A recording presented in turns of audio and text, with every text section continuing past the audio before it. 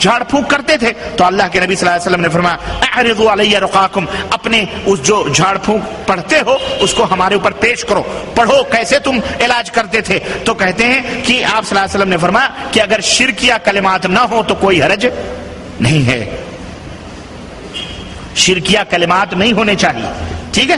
اسی طرح بہت سارے، اسی طرح نبی کریم صلی اللہ علیہ وسلم، حضرت عائشہ صدیقہ کہتی ہیں کہ نبی کریم صلی اللہ علیہ وسلم جب بیمار پڑتے تو قل اعوذ برب الفلق قل اعوذ برب الناس پڑھ کر اپنے اوپر دم کرتے، اور جب آپ کی بیماری بڑھ گئی تو میں آپ کے اوپر پڑھتی تھی، آپ کے ہاتھوں پر میں دم کرتی تھی اور آپ کے ہاتھوں کو آپ کے جسم اطہر پر پھیرتی تھی تاکہ آپ کے پورے جسم کے اوپر، تاکہ آپ کے ہاتھوں کی برکت آپ کے جسم کو بھی حاصل ہو۔ تو ہاتھوں کے اوپر دم کرنا اور پورے جسم کے اوپر بچے کے یا اپنے بیوی، اپنے ماں، اپنی بہن پھیرنا، یہ بھی کیا ہے؟ جائز ہے۔ یہ علاج قرآن کا یہ جو ہے ثابت ہے اللہ کے رسول صلی اللہ علیہ وسلم سے۔ اسی طرح حضرت عثمان ابن ابی العاص کہتے ہیں کہ انہوں نے رسول اللہ صلی اللہ علیہ وسلم سے اپنے جسم میں درد کی شکایت کی کہ میرے جسم میں درد رہتی ہے، تو نبی کریم صلی اللہ علیہ وسلم نے فرمایا کہ ضع یدک علی الذی تعلم من جسمک، جہاں درد ہو رہا ہے وہاں اپنے ہاتھ کو رکھو، وقل، اور کہو بسم اللہ ثلاثا، 3 دفعہ کہو بسم اللہ بسم اللہ بسم اللہ۔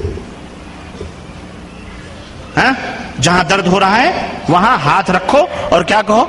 بسم اللہ بسم اللہ بسم اللہ۔ وقل 7 مرات، اور کہو 7 مرتبہ اعوذ باللہ وقدرتہ من شر ما اجد وحاذر، من شر ما اجد وحاذر، اعوذ باللہ اعوذ باللہ وقدرتہ من، بولو، من شر ما اجد وحاذر، کہ میں یہ دعا یعنی 7 مرتبہ پڑھو، انشاءاللہ وہ درد کیا ہو جائے گا؟ دور ہو جائے گا۔ تو میرے بھائیوں، ان آیات کریم، ان احادیث صحیحہ سے یہ بات واضح ہو جاتی ہے کہ قرآن کریم کی آیات سے، اللہ عز و جل کے ناموں سے علاج کرنا، ذکر اور اعراض کرنا یہ جائز ہے اور یہ علاج مشروع ہے، اور اس کی صحیح صورت یہی ہے کہ مریض خود ان کو پڑھے یا اپنے اہل و عیال سے اس کو پڑھائے یا کسی متقی پرہیزگار صاحب شریعت سے پڑھوا کر اس کو اپنے اوپر پھونکوائے۔ کسی فاسق و فاجر، مشرک، بدعتی، شعبدے باز، جاہل، بے عمل لوگوں سے جھاڑ پھونک بھی کروانا یہ جائز اور درست بولو ہی ہے، حرام ہے۔ اور اس سلسلے میں علماء اس بات کے اوپر متفق ہیں، اور علماء کا اس بات کے اوپر میرے بھائیوں اور میرے دوستوں اجماع ہے کہ ان تمام سب چیزوں سے علاج کروانا جائز ہے۔ تو قرآن کریم میں اور احادیث کے آیات سے یہ بات واضح ہو گئی کہ، اور بعض علماء نے اس سلسلے میں یہ بھی بتلایا ہے کہ جو عربی جانتا ہو، عربی کے علاوہ دوسری زبان میں وہی دعا کرے، یعنی عربی زبان میں دعا کرے، عربی کے علاوہ کوئی دوسری زبان میں کوئی آدمی گڑبڑ گڑبڑ گڑبڑ گڑبڑ کرے، یہ جائز اور درست نہیں ہے، بلکہ عربی زبان ہو، عربی زبان نہیں جانتے تو بہرحال وہ جائز نہیں۔ اور جھاڑ پھونک کے تعلق سے علماء نے 3 شرطیں رکھی۔ نمبر 1، سنو، جھاڑ پھونک کے تعلق سے علماء نے 3 شرطیں رکھی ہیں۔ نمبر 1، قرآنی آیات ہو یا اللہ کے اسماء اور صفات سے کیا جائے، نمبر 1۔ نمبر 2، عربی زبان میں ہو جس کے معنی معلوم اور واضح ہو، یہ بھی نہیں عربی زبان میں ادھر ادھر کی باتیں ہوں، نہیں بلکہ واضح ہو۔ نمبر 3، یہ عقیدہ ہو کہ جھاڑ پھونک یہ فی نفسی ہی کوئی فائدہ مند نہیں ہے، بلکہ ان کے اندر اثر پیدا کرنے والا اللہ عز و جل کی ذات ہے۔ اس عقیدے کے ساتھ وہ علاج کرے تو اس کے لیے جائز ہے۔ اسی طرح ہمارے ہاں دھاگے باندھنا، تانت باندھنا، کڑے پہننا، گھوڑے کے بال، ہاتھی کے دم، فلاں چیزیں ابھی چلتی ہیں، ہے نا، یا عورتیں ولادت کے وقت پتہ نہیں کیا وہ بچے وہ چارپائی کے نیچے چھریاں، چاقو اور پتہ نہیں کیا کیا رکھتی ہیں، یا مدینے کے اندر ادھر جہاں غزوہ احد جہاں ہوا تھا، غزوہ جہاں ہوا تھا شہدائے بدر کا، جہاں شہدائے احد دفن ہے، وہاں پر وہ لکڑیاں بکتی ہیں، پتہ نہیں مریم علیہ السلام کی لکڑی، فلاں کی لکڑی، اس کو پکڑ کر کے تو جمعرات کو روزہ رکھ کر جمعے کی رات میں اسی طرح کرے، انشاءاللہ ضرور کوئی نہ کوئی خواب میں اس کو خبر کر دے گا۔ ہاں، انہی کے پجاری لوگ خبر کریں گے، اور کون کرے خبر کرے گا بھائی؟ اعوذ باللہ۔ ابھی ایک تو اور خطرناک، یہ دیکھیں جناب علی کہتے ہیں، یہ تو میری ماؤں بہنوں سے معذرت کے ساتھ ہے، معذرت کے ساتھ کہتے ہیں، وما محمد الا رسول قد خلت من قبله الرسل افئن مات او قتل انقلبتم على اعقابكم، قرآن کریم ہے نا۔ کہتے ہیں کہ محمد صلی اللہ علیہ وسلم، ترجمہ، تیرے رسول پاک ہیں، خدا خدا تو نہیں، آپ سے پہلے اور بھی بہت رسول گزر چکے ہیں، سو اگر آپ کا انتقال ہو جائے یا آپ شہید ہو جائیں تو کیا تم لوگ جہاد یا اسلام سے ایسے پھر جاؤ گے؟ کہتے ہیں اس آیت کریمہ کی خاصیت کیا ہے؟ سنو، یہ نقطہ ہے، سنو۔ کہتے ہیں اگر کسی عورت کا خون جاری ہو جائے تو اس آیت کریمہ کو 3 پرچوں پر لکھے، 3 پرچوں پر عمل نہیں کرنا، واللہ بتلا رہا ہوں، عمل نہیں کرنا، عمل نہیں کرنا۔ سنو، 3 پرچوں پر لکھے، ایک پرچہ اس کے اگلے دامن میں باندھ دے، اگلے دامن میں، اور دوسرا پرچہ اس کے پچھلے دامن میں باندھ دے، اور تیسرا پرچہ زیر ناف باندھ دے۔ اعوذ باللہ۔ زیر مانے نیچے، ناف سمجھتے ہیں، جو نہ سمجھے وہ میں سمجھوں گا وہ کچھ نہیں سمجھتا ہے۔ حکیم صاحب قرآن کریم کی آیت کریمہ کو کہاں بدھوا رہے ہیں بولو؟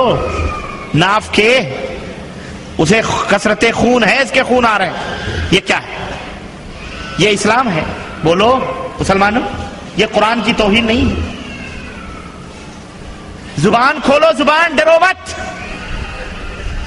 ڈرو گے تو ایسے کچلے، ایسے ذلیل، ایسے پستے رہو گے، اور حق بولو گے تو انشاءاللہ حق والوں کے ساتھ ہوگے۔ یا ایھا الذین آمنوا اتقوا اللہ کونوا مع الصادقین، اے ایمان والو اللہ سے ڈرو اور سچوں کے ساتھ اٹھو بیٹھو۔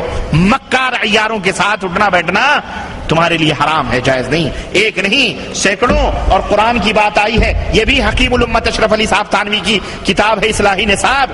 سنو، کہتے ہیں نا تعویذ گنڈے پلیتے، یہ دیکھو جناب علی نالین مبارک، یہ نالین مبارک کی تصویر ہے۔ حضرت فرماتے ہیں یہ نالین مبارک کیا کریں؟ اس نالین مبارک کو کہتے ہیں حکیم الامت نے تلقین کی ہے، کہا ہے بھیا وہ اس نالین مبارک کو کہتے ہیں بہتر یہ ہے کہ آخر شب میں، رات کے آخری حصے میں اٹھ کر وضو کر کے تہجد میں جس قدر ہو نماز پڑھ لے۔ نماز روزہ ہے، کوئی بات نہیں، آگے پیچھے سب لگا رہتا ہے، بیچ میں گھوٹالا ہوتا ہے، مال گھوٹالے کا کہاں آتا ہے معلوم؟ ہمارے یہاں کی کمپنیاں ہندوستان ہو یا پاکستان ہو، باہر ممالک سے جو فوڈ یا جو کھانے سپلائی کرتی ہیں، اللہ من رحم اللہ، پہلے بہترین مال سپلائی کر دیتے ہیں، جب جان جاتے ہیں کہ بندہ بن چکا ہے اپنا تو گھوٹالے کا مال شروع ہو جاتا ہے، گھوٹالے کا مال ڈپلیکیٹ کا۔ سنو، وہی مال ہے۔ کہتے ہیں کہ تہجد جس قدر ہو پڑھ لے، اس کے بعد 11 بار درود شریف پڑھے، 11ویں والا 11 بار درود شریف پڑھے، 11 بار کلمہ طیبہ پڑھے، 11 بار استغفار پڑھے۔